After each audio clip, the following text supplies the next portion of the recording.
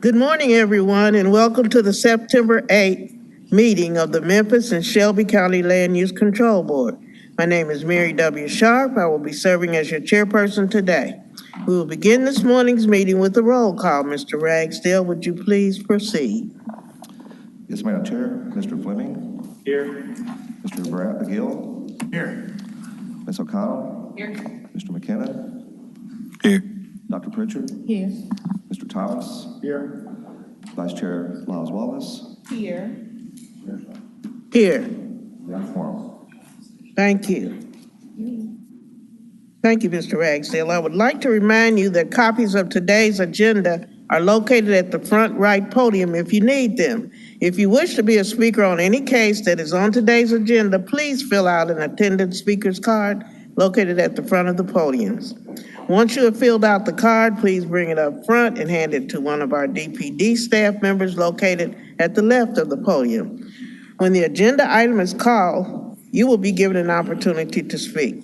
At this point, I would like to read our conflict of interest statement. The adopted policy of the Land Use Control Board requires that any member of the board recuse himself or herself from any participation in the discussion or voting on any matter on the meeting's agenda in which he or she may have direct or indirect personal interest. The member shall vacate his or her seat during deliberation on any matter from which they have recused themselves. An abstention may substitute for a recusal for the purposes of maintaining a quorum. I would now like to get approval of our minutes from the last meeting. May I please have a motion? So moved, Madam Chair. Second. Is there any discussion? I think Mr. Toles wasn't at the last meeting, right? That's right. Okay. Is there any discussion? I'm not gonna say Mr. Dawes wasn't here. Okay. No discussion? Okay. Hearing none, I think we're ready to vote. All in favor say aye. Aye. Those opposed, nay. Motion carries. Okay, we will not have a director's remarks today or report today. Mr. Ragsdale, may I please get a secretary's report for this month and an explanation of today's procedures. Thank you, Madam Chair. I do not have a secretary's report, but I do want to note that I did not call Ms. Wilbanks for the role, so I apologize. I want to note that she is here. So, and so I will go into the procedures for the meeting. Excuse me. At the beginning of today's meeting, we will establish a consent agenda for those items where no one in the audience or on the board is requesting an individual public hearing. After the consent agenda is established and approved, we will move on to the regular agenda. For each case on the regular agenda, the DPD planner will give a presentation. This will be followed by the applicant's presentation and any testimony from others who support the application. The applicant and supporters will be given a total of 10 minutes. Following each speaker, the chair will ask the board members if they have any questions for that speaker. Next, the opposition will be given a total of 10 minutes to present their case. Following each speaker, the chair will ask the board members if they have any questions for that speaker. Finally, the applicant will then have a 3-minute rebuttal period under the same rules. Following all the presentations and after all parties have been heard, the chair will ask if the board members have any additional questions of anyone who spoke. Then the chair will close the public hearing portion of the case, entertain a motion on the matter, discuss, and then vote on the application. If an applicant or any speaker would like to be heard after the conclusion of the public hearing portion of the case, or if a board member wishes to hear any additional testimony from any part for additional clarification, a motion will be made, along with a second and then a 2/3 affirmative vote of the board members is required to reopen the public hearing portion of the agenda item. If the public hearing is reopened, both the applicant and the opposition will be allowed an equal amount of time to provide additional testimony. After the additional comments, the board will close the public hearing portion of the case and deliberate and take the final vote. Again, if any member of the audience wishes to provide a testimony in support of or in opposition to a case, he or she will need to fill out a speaker's card. These are available at the front podium. Speaker's cards are not required of applicants since their names are already part of the record. Thank you, Mr. Ragsdale. The board is a supporter of community involvement, and we welcome neighborhood comments and feedback. We are respectful of the fact that many of you have taken off work or adjusted your schedules to be here today, but we ask that your comments please be made within the time frame allowed. If there are multiple speakers, please try not to be repetitive so as to make the most of your side's 10-minute time allotment. Lastly, I'd like to ask you all to silence your cell phones so as not to interrupt or disturb anyone during today's proceedings. We will now move to the consent agenda. With our procedures now explained, I would like to introduce to my right Ms. Lisa Wilbanks, who will be this morning's consent agenda chairperson. Ms. Wilbanks will read items 1 through 15 as the consent agenda. Once the consent agenda is read, if you wish to discuss one of those items individually, please come forward and give us the item number, and we will pull that case. We will then vote on the remaining consent agenda items as one vote, and following the vote, we will hear the cases that were pulled individually. Ms. Wilbanks, would you please proceed? Yes, ma'am. Item number 1A, case MJR 22-040 in the Medical District. The request is a major modification to increase allowable area for office use and to allow an antique shop at 707 Adams Avenue. Staff recommendation is approval with revised outline plan conditions. Item number 1. Case PD 22-17 in Midtown. The request is a special use permit for a planned residential development to retroactively legitimize a front yard parking pad at 221 North McLean. Staff recommendation is hold for 1 month. Item number 3, case SUP 22-23 in Midtown. The request is a special use permit for a vehicle rental at 119 Danny Thomas Boulevard. Staff recommendation is hold for 1 month. Item number 4, case MJR 22-46 in Hickory Hill. The request is a one-lot subdivision associated with the proposed drive-through coffee shop at 3730 Riverdale Road. Staff recommendation is approval with one final plan condition. Item number 5 has been withdrawn. Item number 6, case MJR 22-42 in the Medical District. The request is for a 2-year time extension for the approved SUP 20-06 due to the unforeseen impacts of COVID-19 resulting in economic impacts at 42 South Camilla Street. Staff recommendation is approval with conditions. Item number 7, case MJR 22-43 in Southeast Memphis. The request is a major modification to modify front setback, maximum lot coverage, and landscaping in the Shelby Woodland PD on East Shelby Drive, west of Hacks Cross Road. Staff recommendation is approval with conditions, and Mr. Gill will be recusing himself. Item number 8, case MJR 22-44, which is in the airport adjacent area. Request is a major modification to allow a facility for sales, leasing, servicing, and repair of heavy equipment at 3120 Lamar Avenue.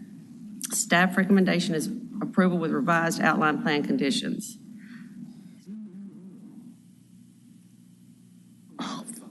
Off. Is 9 on or off? Off, okay. Okay.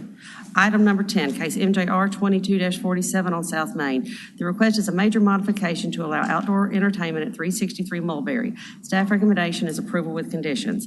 Item number 11, case SAC 22-5 in downtown. The request is a physical closure of part of the Madison Avenue right-of-way north of 427, 433, and 435 Madison Avenue. Staff recommendation is hold for 1 month. Item number 12, case SAC 22-6 in downtown. The request is a street closure for a segment of the Maggie H. Isabel Street between Jefferson and Adams Avenue and a portion of an unnamed alley. The staff recommendation is approval with conditions. Item number 13, case PD 22-18, which is also airport adjacent. The request is a planned development to allow vehicle sales in a solar farm facility at 4601 Hutton Way. Staff recommendation is approval with conditions. Item number 14, case SUP 22-24 in Fisherville. The request is a special use permit to allow an animal boarding facility at 325 North Collierville, Arlington Road. Staff recommendation is approval with conditions. Item number 15, case SUP 22-25 in Woodstock. The request is a special use permit for a salvage yard at the intersection of Fight Road and Clancy Road. Staff recommendation is hold for 1 month. Item number 16, case Z 22-06 in Hyde Park. The request is a rezoning of plus or minus 2.1 acres from employment to residential urban 3 on the east side of North Bingham, south of Jackson Avenue. Staff recommendation is hold for 1 month. Item number 17, case Z 22-07 in North Memphis. The request is a rezoning of plus or minus 1.26 acres from employment and commercial mixed use 3 to residential urban 3 at 935 North 2nd Street. Staff recommendation is approval with conditions. Is number 2 on? I didn't read 2. Is 2 on? 2 is on, okay. And I'm sorry, item number 2, case SUP 22-0. 22 in South Memphis. The request is a special use permit to allow a funeral home at 705 South Parkway. Staff recommendation is approval with conditions, and that is our consent agenda. Thank you, Ms. Wilbanks. Anyone now wishing to pull a case from the consent agenda, please come forward and give us the item number. The items on the consent agenda will now be voted on with one subject to the recommendation of DPD. If the consent agenda is approved, only item number 9 will have full independent public hearings. We are voting on the consent agenda. Each board member is affirming that he or she has read the staff report and agrees with its findings and, where applicable, its recommended conditions. Can I get a motion, please? Yes, ma'am. Move to approve item number 1A, case MJR 22-040. Item number 1, case PD 22-17 as a hold. Item number 2, case SUP 22-022. Item number 3, case SUP 22-23 as a hold. Item number 4, case MJR 22-46. Item number 6, case MJR 22-42. Item number 7, case MJR 22-43. Item number 8, case MJR 22-44. Item number 10, case MJR 22-47. Item number 11, case SAC 22-5 as a hold. Item number 12, case SAC 22-6. Item number 13, case PD 22-18. Item number 14, case SUP 22-24. Item number 15, case SUP 22-25 as a hold. Item number 16, case Z 22-06 as a hold. And item number 17, case Z 22-07. Second. We have a second. Is there any discussion?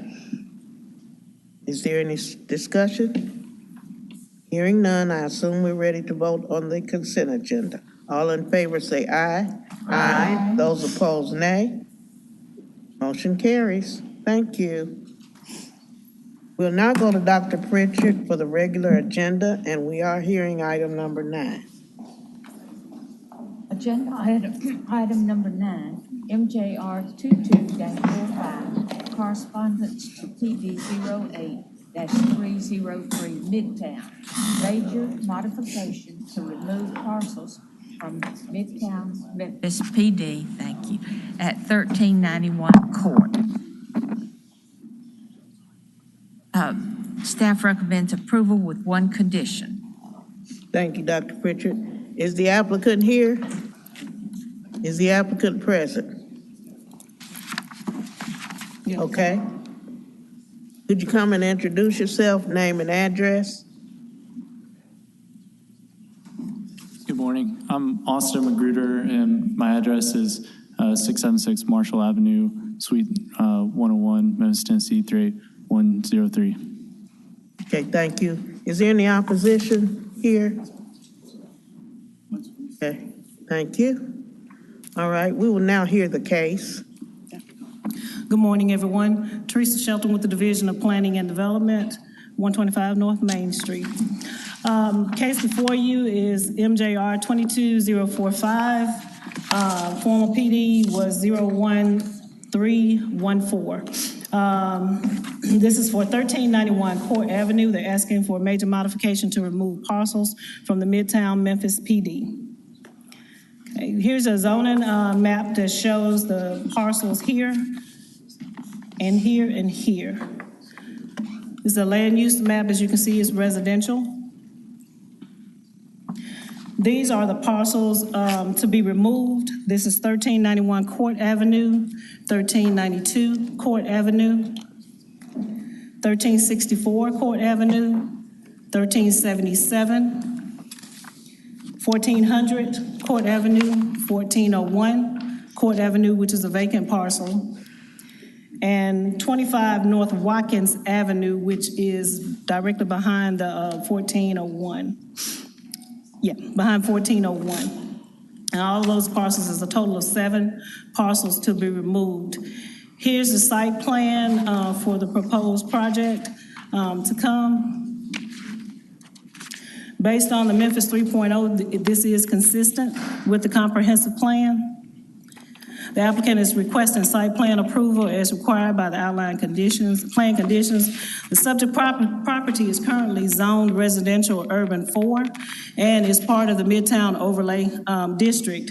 The current plan includes the removal of 7 parcels, which will retain their underlying zoning of RU4, and the renovation of the existing apartment buildings with additional secure parking and general site improvements for continued use as a multifamily development.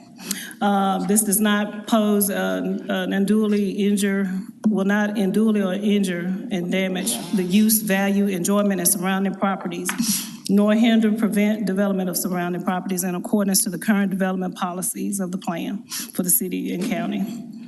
Of course, this is the condition, and it was just a revision of the outline plan. I'm here for any questions if you have them. Okay. Do we have any questions, board members? Okay, hearing none, we're ready for your presentation as the applicant. Ready for your presentation. Well, thank you for the presentation, and thanks everybody for the time. These were blighted apartment buildings that we have a health ed board pilot on to rehab and bring them back online. And if you'll go to the site plan really quickly, that'd be helpful. Okay, so what we'd like to do is on the far right side of this drawing is add a secured gated parking lot. And in order to do that is we need to remove ourselves from the PD. And so, I mean, our goal with the project is it's a mixed income redevelopment of existing buildings.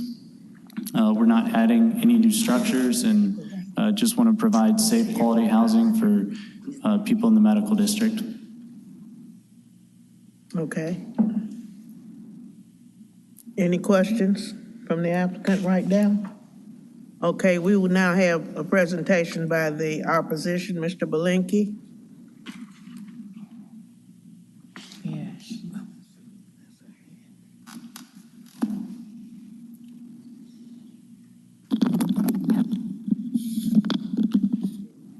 Thank you, Madam Chairperson. My name is Charles Belenky, Belenky. I reside at 995 Eccles Street, 38111. I think that the staff presentation is a little too thin. I have a lot of questions that I could not get from reading this. If this is a site plan approval and not merely reverting to the underlying zoning, then why is there no public notice, and why isn't there more detail about the project? There literally is no description, just that one drawing. I want to speak generally about what this is. This is a change, and possibly a significant change in the nature of the neighborhood. By its location so close to Cleveland between Poplar and Union, this is on a transit corridor. It is one of the best served locations for transit. And therefore, the tenant orientation, the market they should be soliciting would be transit-dependent people, which generally means low-income people. There was a reference to a pilot, but no description of whether and to what extent any of the units will be affordable, and particularly what the size of those affordable units will be. A lot of affordable studios is very different from a couple of units with 3 or 4 bedrooms that can house a large family. Also, as I'm sure many of you know, what meets the affordable standard is not really affordable for someone who's making $15 or $20 an hour working at the medical district in a janitorial or other service capacity. There's a question I have in the staff report on page 21. It lists the owner as a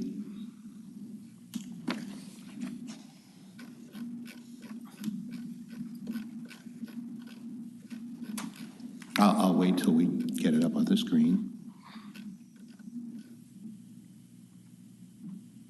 As the health, education, and housing facility, this is not our Memphis Health, Education, and Housing. This is some other corporation in Miami. And everything that we've heard today and everything else in the application says that it is owned by Austin Greer, is it? Austin Magruder. Magruder, excuse me. So maybe there could be some clarification on that. I'd like to know, and I think it is a question that the public should know, what is the average rent per square foot now? And what do they expect the rent per square foot to be once this project is completed?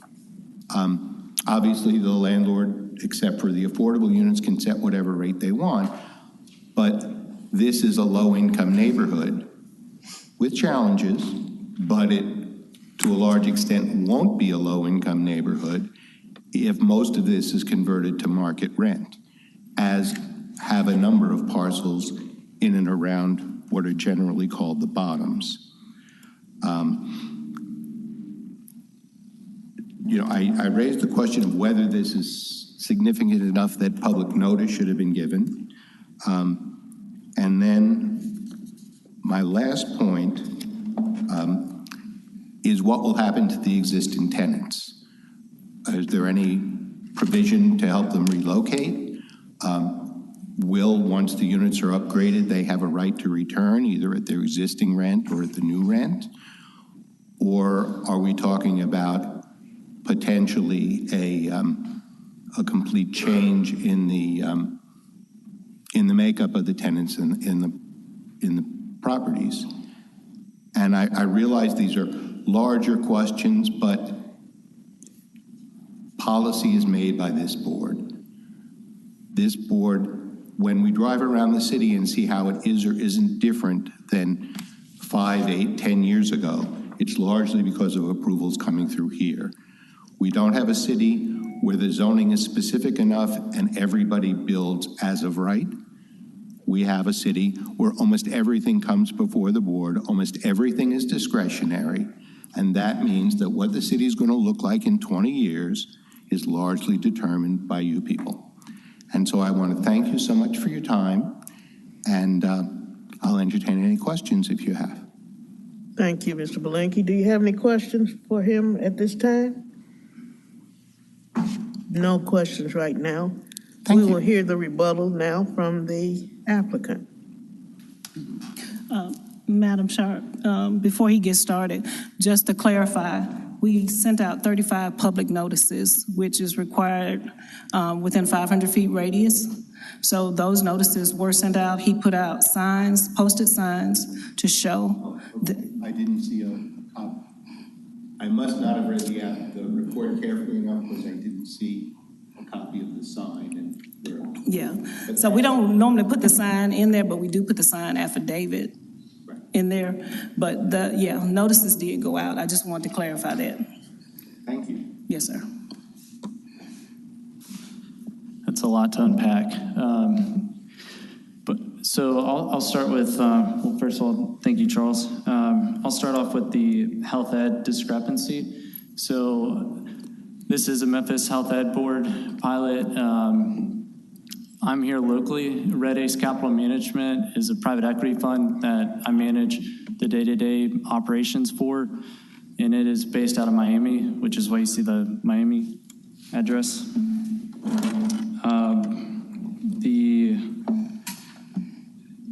As far as the tenants that were there previously and to address where they are going, we purchased this property during COVID, and it was owned by a group out of California that had plans to renovate the property.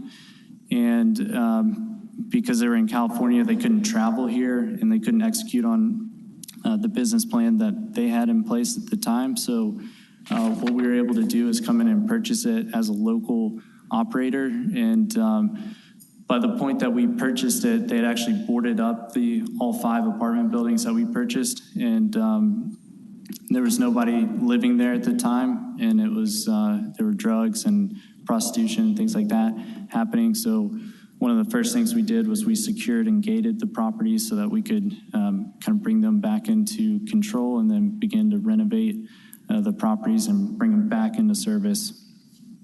As far as rents, so fair market rent established by HUD is about $900.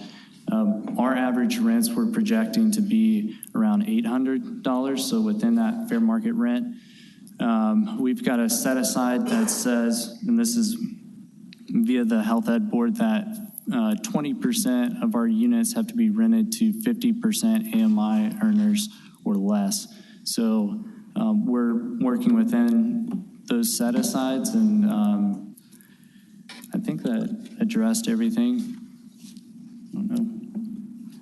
Okay, and then also, Mr. Belinkie, keep in mind that the request is just to remove these parcels. We don't deal with the extent afterwards. My focus is basically on the request, not on what he's going to do after. So that's why that wasn't in the staff report. If it pleases the chair, I'd like to just ask a question. Well, one of our board members would have to recognize you and ask you the question because you don't get a chance to come back. Anybody want to? I'd like to hear what you have to say. So I guess my question is, will this project have to come before this board for any other approvals? Or does he just have to pull permits to do the work that he wants to do? Or does it depend on how big a modification he's making to the structures? Madam Chair, if I may, I can answer that. If they are doing everything by right, which is, right now it's RU4, so the use is by right, then they would not need to come before this board. So it just depends on if they make any changes and do anything that's not by right. So, Like adding another floor to a building or something like that? it would just be dependent upon what they come back with. But currently, their plans would be by right and not require any further approval. Thank you. Okay, thank you. Do we have any questions of either person at this time? Board members? Okay, hearing none, I'd like to have a motion. Move approval of agenda item number 9, MJR 22-045, and it's in correspondence with PD 08-303. Okay, before that, I should have said I closed the public portion of the meeting. So I'm going to close that now, and she's already given us a motion. All right, is there a second? Second. Is there any discussion? Is there any discussion? Here. Thank you for investing in this project. Pardon? The applicant, thank you for investing in this project. Okay, thank you. All right, hearing no discussion, I assume we're ready to vote. All in favor say aye. Aye. Those opposed, nay. Motion carries. Thank you. And with that, We're through. if there's not any other announcements or anything, then we will close this morning's meeting.